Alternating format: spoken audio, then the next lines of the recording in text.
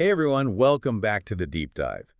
Something I think about a lot, and I bet you do too, is how much our involvement as parents actually affects our kids' learning, especially in those early years like preschool through third grade. Oh, yeah, for sure.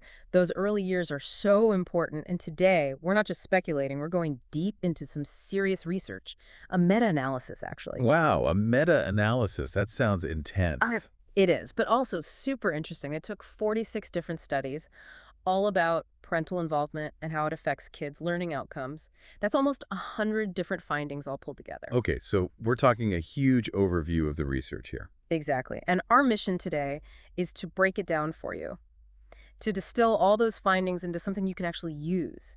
Understand what the science really says about how your involvement as a parent can make a difference in your child's learning during those super important early years. Those early years, you're right. Everyone always says how those are the foundation for everything that comes after. It's not just talk either. I mean, think about it. So much emphasis on school readiness, right? And preschool, kindergarten, first grade, they're all kind of grouped together in a lot of ways. Yeah, and it's not just a recent thing either, right? I mean, even the No Child Left Behind Act back in the day, that was all about getting parents more involved. Huge emphasis on that. Yeah. And this study we're looking at, it actually gives us a really useful way to think about all the different ways parents can be involved. They break it down into these three main categories. Okay, I like categories, helps organize things. So what's the first one? Family involvement. This is all about how you, as a parent, directly engage with your child's learning and development. Think what you do at home, reading with them, helping with homework, all that. So things that happen like around the kitchen table, kind of? Yeah, exactly. Like Head Start is a great example of this in action, really empowering parents to be those first teachers at home. Right. Head Start. I've heard good things about that program. Okay, so that's family involvement. What's the next category? Next up is family-school partnership. So this is about more than just what happens at home. It's about building a strong, collaborative relationship with your child's school.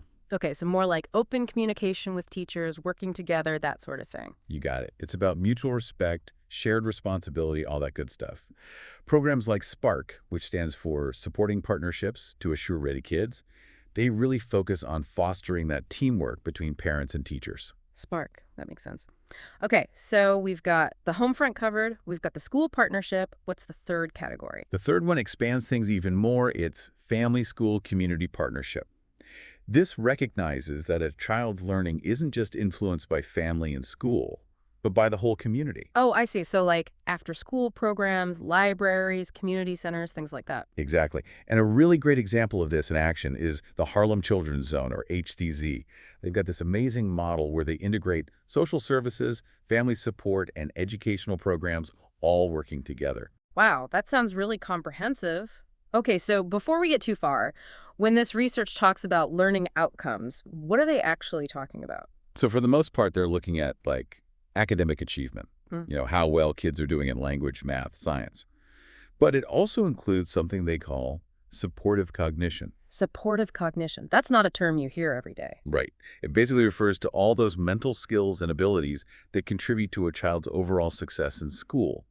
Think things like general knowledge, attention span, problem solving, even how well they adapt to the school environment. Okay, so we're talking both, like hard skills and those softer skills that help them learn. Precisely. And before we jump into the specifics, this meta-analysis had like one overarching finding that's pretty important, right? Yeah, it's actually the foundation for everything else we'll talk about.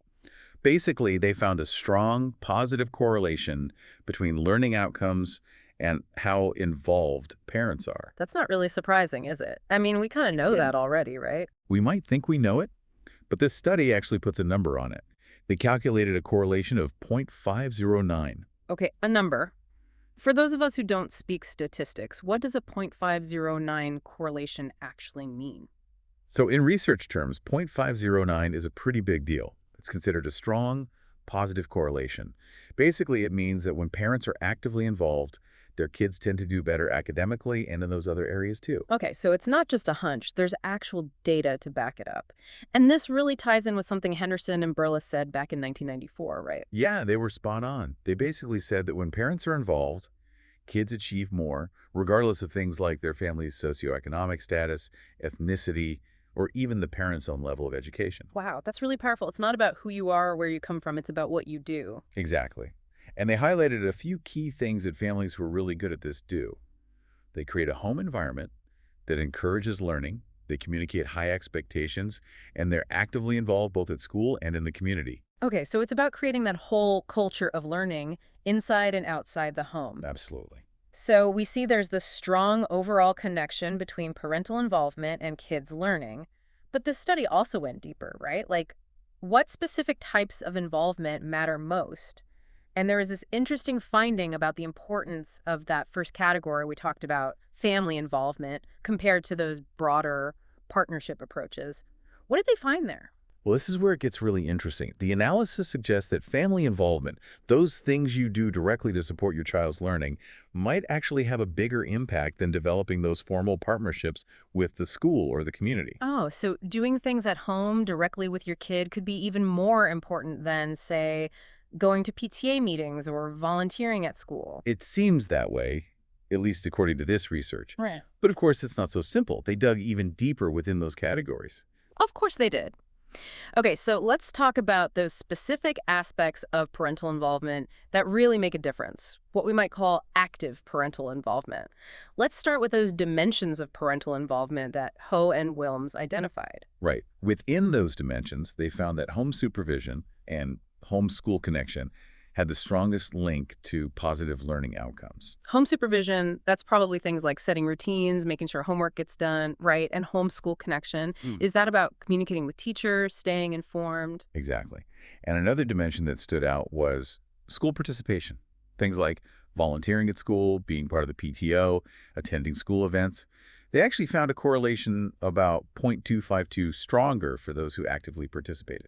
So being present at the school, showing your kid that you care about their education, that really matters. It seems to. Now, what about those types of parental involvement that Gralnick and Slowiak talked about? What did the research say about those? Well, out of those types, behavioral involvement showed a statistically significantly stronger relationship with learning outcomes. This includes things like visiting the school, attending parent-teacher conferences, participating in school events, really being present and engaged. The correlation was about 0.205 stronger. Okay, so again, we see that showing up, being there, that really has an impact. Yeah, it's a theme for sure. Now, what about that building institutional capacity framework, the part about how schools and communities can get better at involving parents? What stood out there? This is interesting. Several things within that framework showed strong links to better learning outcomes. Specifically, BICI, which is about schools and social services getting better at engaging parents, then BIC3, where school and community leaders focus on building positive relationships with families, and BIC4, where those genuine partnerships are really embedded in how the school operates. All of those showed statistically significantly stronger positive relationships. So it sounds like it's a two-way street, right? Parents need to be actively involved, but schools and communities need to do their part to create the structures and relationships that make that involvement possible and effective. Absolutely. It's a team effort for sure. Okay, so we've talked about all the positive stuff, but the study also mentions some seemingly negative effects of parental involvement. That sounds kind of counterintuitive. Can you explain that a bit more? Yeah, this was a bit surprising, but it highlights how complex this whole issue is. So, they found negative correlations for a few specific things, and it seems to be about the context, like why certain types of involvement are happening. Okay, I'm intrigued. Give me an example. For example, things like intellectual involvement, like directly helping with homework or having lots of discussions at home about school or even school participation. Those sometimes showed negative effects. Wait, so how could those things possibly be bad? The researchers think it might be, because sometimes parents ramp up those efforts when their kids are already struggling. So the increased involvement is a reaction to a problem, not necessarily causing the problem, but a sign that there's already an issue. Oh, that makes sense. It's like if your kid is suddenly having trouble in math, you might start spending more time helping them with homework. But the issue was there before you got more involved. Exactly. And the size of these negative effects was similar across the board. Yeah. It suggests that we need to think about not just how much we're involved, but also what's driving that involvement and whether it's actually helpful or maybe adding more stress. That's a good point. So what about those negative effects they found within the partnership development framework? Similar idea there. The negative correlations for BIC2, which is about just increasing the number of families involved, and DFL4, which focuses on empowering vulnerable families, Those could be because schools and communities are upping their efforts in response to existing academic risks. They're trying to address a problem that's already there. So again, it's not that these efforts are bad, it's that they might be happening in a context where there are already challenges. Exactly. And interestingly, the negative effect for BIC2, just getting more people involved, was actually larger, maybe suggesting that quality matters more than quantity when it comes to partnerships. Makes sense. Okay, so one last thing I wanted to touch on is the study's findings about a child's age or grade level. They found something interesting there, didn't they? They did. This was a really consistent finding across all the studies. They found that for preschoolers, kindergarteners, and kids in grades 1 through 3, the relationship between parental involvement and learning outcomes was actually weaker than for kids in grades 3 through 6. So parental involvement matters less for younger kids? That doesn't sound right. No, it's not that it matters less, it's more that the relationship is less mature, harder to measure in those early years. Think about it. Younger kids might have a harder time articulating what they need help with, so it's trickier for parents to provide that really targeted support. Yeah, that makes sense. Little kids aren't always the best at explaining what they're struggling with. Right. And this actually suggests that in those early years, parental involvement might need to be more about creating that stable, supportive foundation and maybe more structured too. Hmm. The researchers actually referenced work by Hara and Burke, who emphasize the importance of programs that take parents' perspectives into account and provide clear guidance and structure. So it's not just about being involved in any way, it's about being involved in ways that are really tailored to your child's age and stage of development. Absolutely. Okay, so we've covered a lot of ground today. Can we try to summarize the main takeaways for our listeners? Sure, the big takeaway is that parental involvement is super important for a child's learning in those early years, but the type and the timing of that involvement really matter. Right. So focusing on those active forms of involvement, the things we talked about earlier, like home supervision, homeschool connection, behavioral involvement, and supporting those school partnerships, those seem to have the biggest positive impact. And being mindful of those passive involvements, the ones that might be reactions to existing challenges, those are important to recognize too. They might be necessary, but ideally, we're aiming for more proactive engagement whenever possible. And even though that direct link between our involvement and our kids' learning outcomes might be less clear in those very early years, it doesn't mean we should just sit back and wait. Providing that supportive, structured environment from the start is crucial. Exactly. It's all about building that foundation for future success. So for everyone listening, think about what resonated with you today. What active involvement strategies could you try? How could you explore more structured ways to connect with your child's learning journey, especially during those critical early years? What could help you bridge that gap between home and school more effectively? We hope this deep dive has given you some food for thought and some new ideas to try. Thanks for joining us. Thanks, everyone.